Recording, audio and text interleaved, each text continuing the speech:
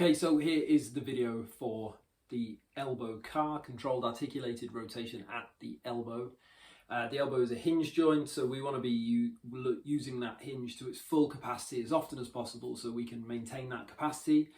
And because of the anatomy rules that joints act and muscles react, when we use that joint to capacity, all the surrounding tissue, particularly in the forearm and around the wrist, is going to have to wake up and do its job, basically. So to do that, I want you to pretend that you've got a couple of 20-pound notes underneath your armpits and you're squeezing them into the torso so that we don't drop them down.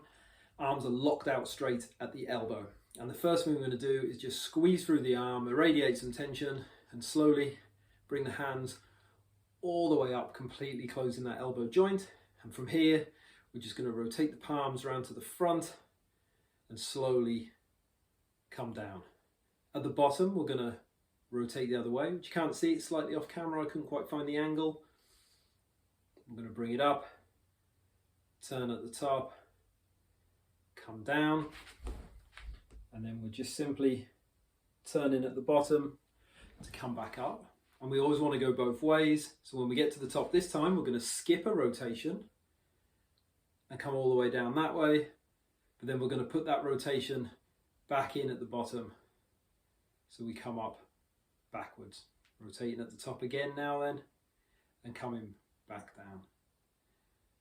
And the harder we squeeze, the more tension we create.